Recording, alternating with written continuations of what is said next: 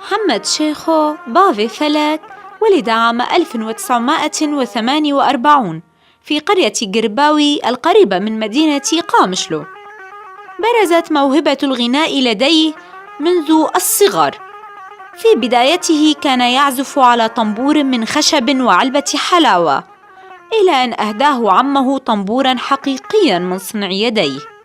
تأثر به كثيراً، وكانت انعطافة كبرى في مسيرته الفنية. أسطورة الطرب الكردي ارتبطت أغانيه بقصائد أكبر الشعراء الكرد أمثال جقرخوين، سيداي تيريج، عادل سيف الدين، صبري بوطاني، ويوسف برازي.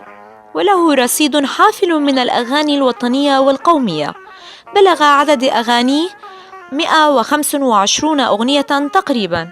أحيا عدة حفلات في بيروت دعماً للثورة في كردستان العراق مع مجموعة من أشهر الفنانين الكرد، منهم سعيد يوسف، محمود عزيز شاكر. كما أصبح عضواً في اتحاد الفنانين في لبنان، وتعرف على أشهر فنانيها أمثال فيروز، وديع الصافي، عاصي الرحباني. كما كون صداقات عديدة مع فناني كردستان العراق، منهم تحسين طه، محمد عارف جزيري. التقى محمد شيخو مع قائد الثورة الكردية الملا مصطفى البارزاني في كردستان الجنوبية، والذي أهداه علم كردستان تشجيعاً له وإكراماً لوطنيته. عرف بحسه الغنائي الوطني، ارتبط ارتباطاً وثيقاً بقضايا أمته القومية، حمل بين نبرات صوته وأغانيه كفاحاً ونضالاً من أجل قضية شعبه ووطنه.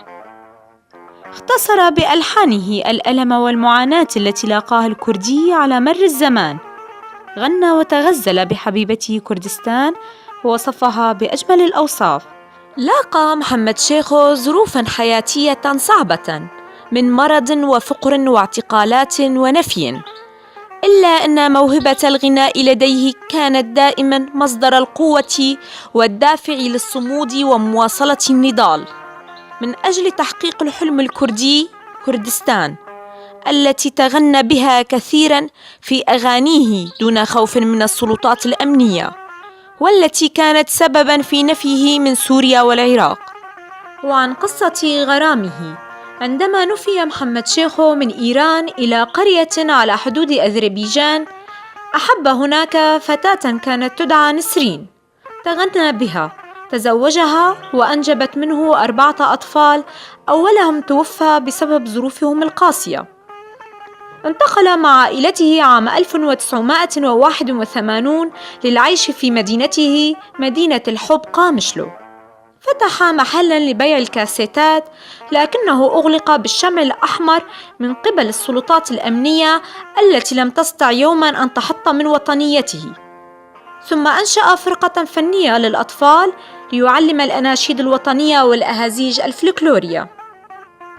في 6 من آذار عام 1989 تعرض محمد شيخو لنوبة قلبية، على إثرها تم نقله إلى المشفى الوطني.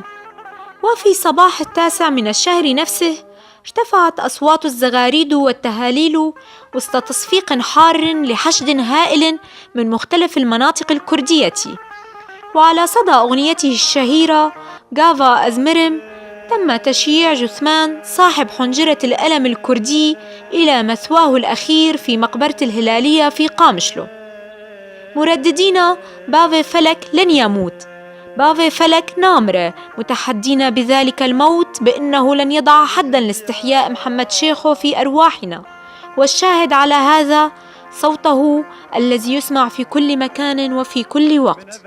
محمد شيخو حنجرة لا يمكن تعويضها، ستبقى ذاك البلبل الصداح الذي غرد وأبدع، ستبقى في آذاننا مدندنا وفي قلوبنا دائما.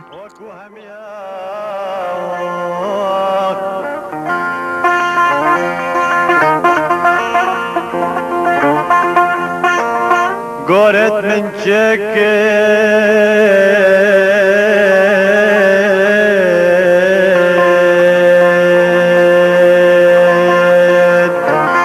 بسياجة